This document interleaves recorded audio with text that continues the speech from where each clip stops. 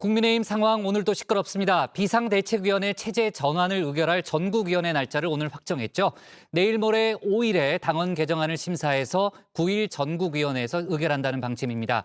비대위가 출범할 경우에 이준석 대표의 권한은 자동으로 사라진다는 유권 해석이 나왔는데요. 이 대표는 가처분 신청이라는 법적 카드를 빼들 가능성이 높아 보입니다. 관련 소식을 유정아 상황실장이 정리했습니다.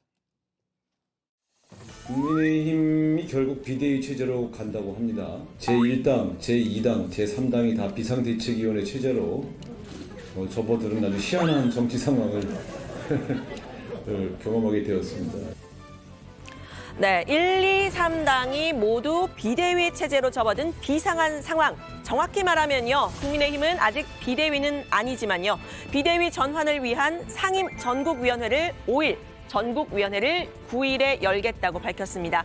5일 상임 전국위에서 당이 비상 상황이냐 이 부분에 대해서 유권 해석을 하고요. 당원 개정안을 심사를 한 다음에 이 9일 전국위에서 이 당원 개정안을 의결을 하고 또 비상대책위원장까지 임명하는 일정을 공지를 한 겁니다. 그야말로 속전속결인데요. 상임 전국위에서 당이 비상 상황이 아니라는 결론이 나오면 이 비대위 전환 무산될 가능성도 있기는 하지만요. 만약에 비대위가 출범을 하게 된다면 이준석 대표의 대표직은 상실된다는 게 서병수 전국위 의장의 해석입니다. 당헌 당규상에는 비상대책위원회가 출범을 하게 되면 최고위원회라고 하는 최고 지도부가 해산하도록 되어 있습니다. 그렇기 때문에 거기에다가 비상대책위원장이 당 대표로서의 권한을 가지게 되는 겁니다. 그래서 자동적으로 과거에 있던 지도부는 해산이 되는 것이기 때문에 자동적으로 이준석 대표의 당 대표의 권한도 없어지게 되는 것이다. 이렇게 해석을. 네, 권성동 원내대표는 비대위원장 물색에 속도를 내고 있죠. 각 그룹별로 의원들의 의견을 듣고 있다고 하는데 전국이 전에 윤곽이 드러날 것으로 보입니다.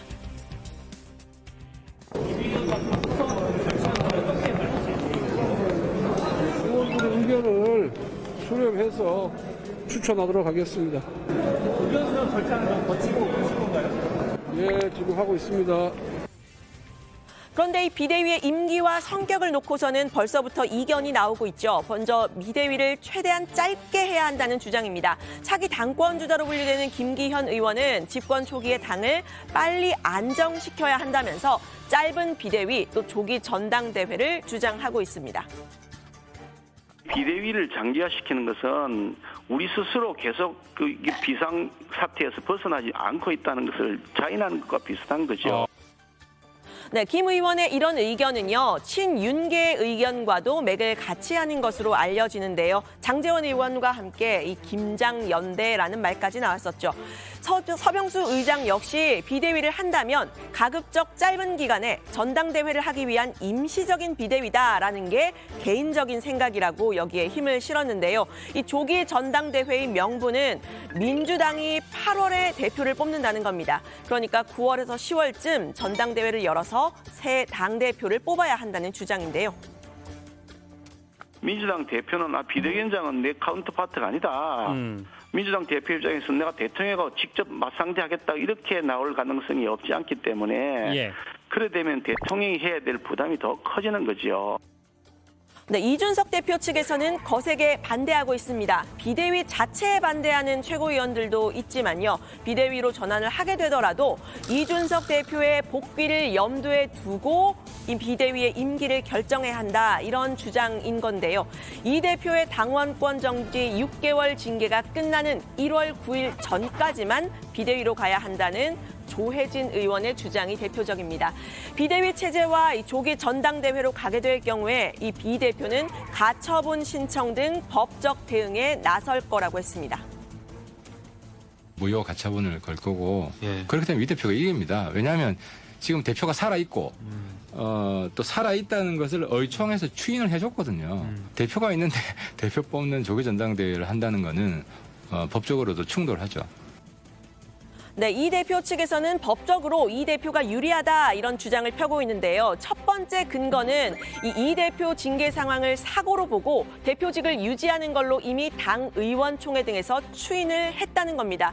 이 해석을 근거로 해서 당시 권성동 원내대표가 당대표 직무대행 역할을 맡기도 했었죠. 두 번째 근거는요. 비대위로 가는 과정에서 사퇴를 했던 배현진, 윤영석 최고위원 등이 최고위에 다시 출석해서 의결을 하는 등 이 절차적 흠결을 보였다는 점을 들고 있습니다. 홍준표 대구시장은 무리한 비대위 전환 절차를 지적하면서 이 대표가 가처분을 신청하면 받아들여질 것이다. 이런 예측을 한 바가 있는데요. 서병수 의장 역시 이 비대위 전환을 하게 되면 이 대표가 가처분 소송 하게 될 가능성이 있다고 보고 있습니다.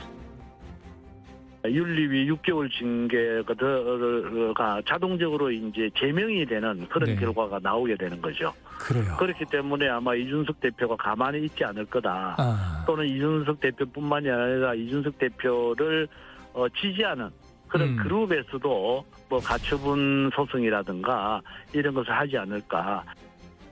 네, 이런 주장들에 대해서 김기현 의원은요. 국민의힘이 뭐 어떤 사람의 자리를 만들어주기 위해 존재하는 거냐 이렇게 반박하고 나섰는데요.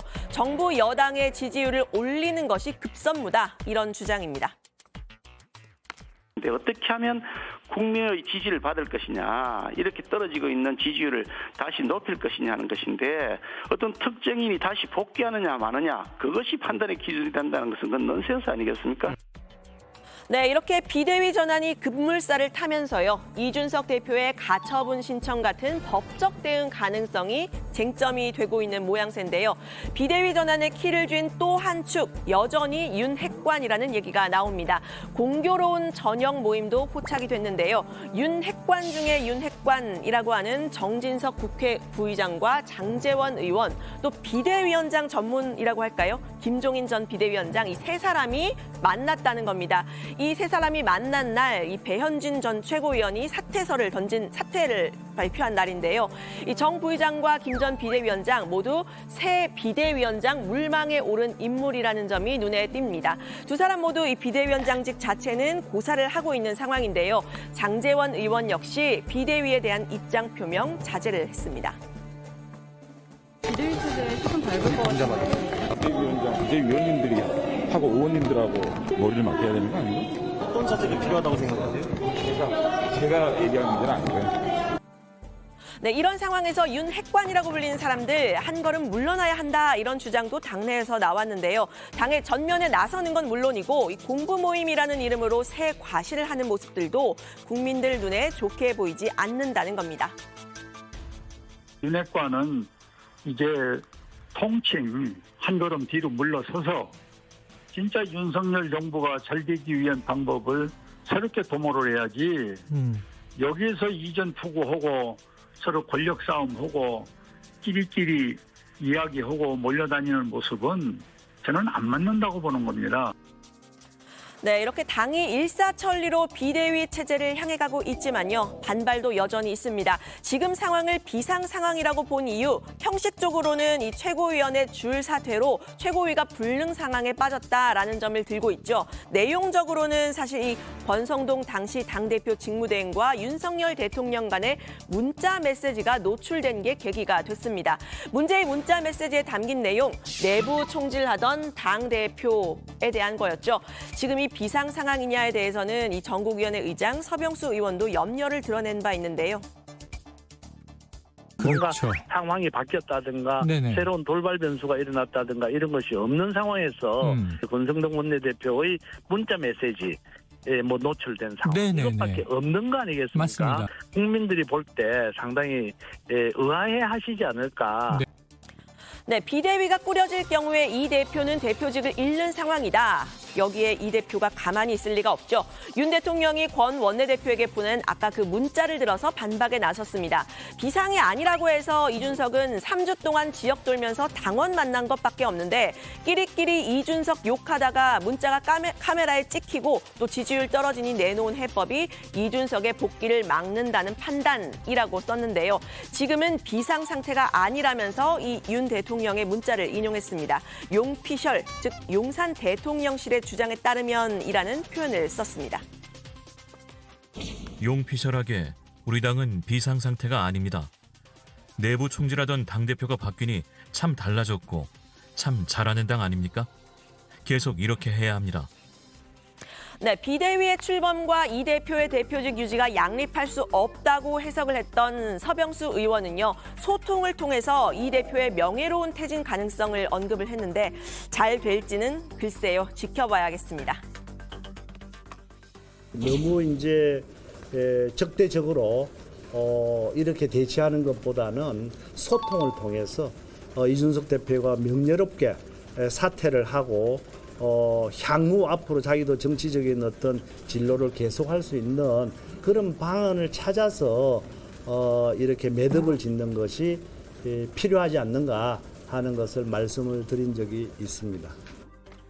네, 오늘 이준석 대표가 띄운 혁신위의 최재형 위원장과 조혜진 부위원장 모두 비대위 전환에 대해서 강하게 반대하는 모습이었는데요. 특히 조혜진 부위원장은 비대위가 꾸려질 경우 이 대표가 자동으로 해임된다는 이 서병수 의장의 주장에 대해서 동의할 수 없다라면서 비대위가 문제 해결이 아니라 오히려 더 새로운 분란거리를 만들고 있다고 했습니다. 권성동 원내대표와 윤석열 대통령의 문자 공개 파동이 이 비대위 전환과 이준석 대표의 해임이라는 나비 효과를 낳게 될까요? 관련 소식 들어가서 더 이야기를 해보도록 하겠습니다. 오늘 발제 이렇게 정리합니다. 국민의힘 전국위 개최 확정, 비대위 출범 시 이준석 대표 자동 해임, 이준석 용피셜 우리 당 비상 상황 아니야.